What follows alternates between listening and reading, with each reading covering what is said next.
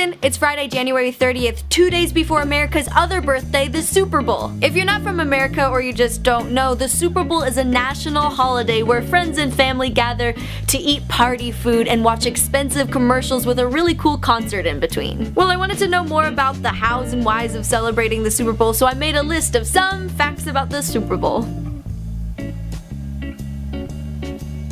So a big part of Super Bowl celebrations is the food. The day of the Super Bowl is actually the second largest day of food consumption in the United States, following Thanksgiving. People have gathered a lot of information on the glorious foods that are eaten on this glorious day, like for example that veggies are one of the most popular food items.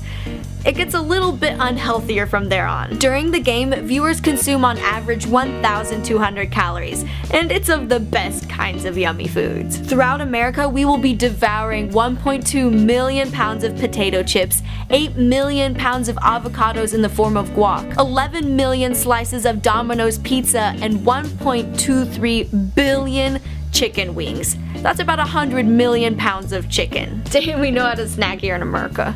Pew pew! This year, Katy Perry and Lenny Kravitz will perform the halftime concert, which yearly draws a large percentage of Super Bowl viewers. The halftime show has historically featured many popular artists like Ella Fitzgerald, Britney Spears, and Stevie Wonder. The first halftime show that I watched was back in 2005 when Paul McCartney played it, and it was so lovely.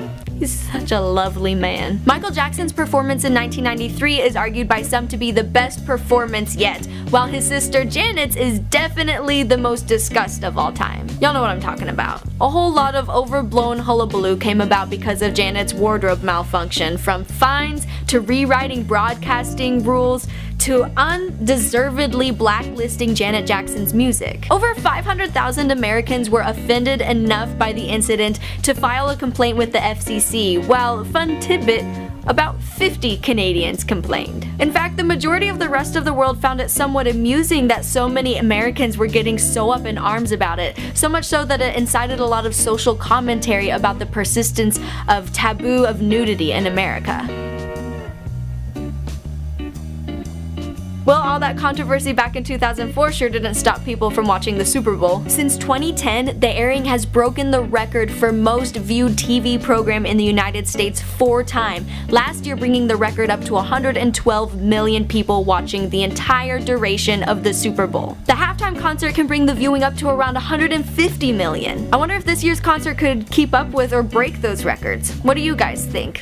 Worldwide, it's the 3rd most watched annual sporting event. There's actually a common misconception regarding the viewing of the Super Bowl. The NFL claims every year that the Super Bowl has a potential worldwide audience of 1 billion people, but that includes all of the people who can watch the Super Bowl, not all the people who will watch it. Of course, the media misconstrues this and says that 1 billion people tune in to watch the Super Bowl every year, and some people end up believing this. Ugh, Americans don't need any more aggrandizing misconceptions floating around in their heads. There's enough to bust already.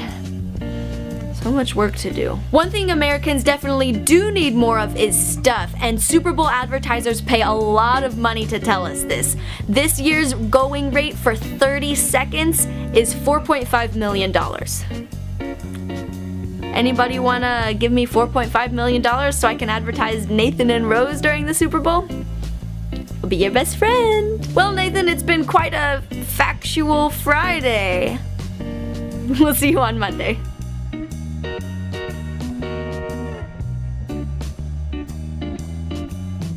Do any of you narwhals have plans for the Super Bowl? Tell us below in the comments. Please click like if you enjoyed this video and don't forget to hit subscribe if you haven't already. Thanks for watching.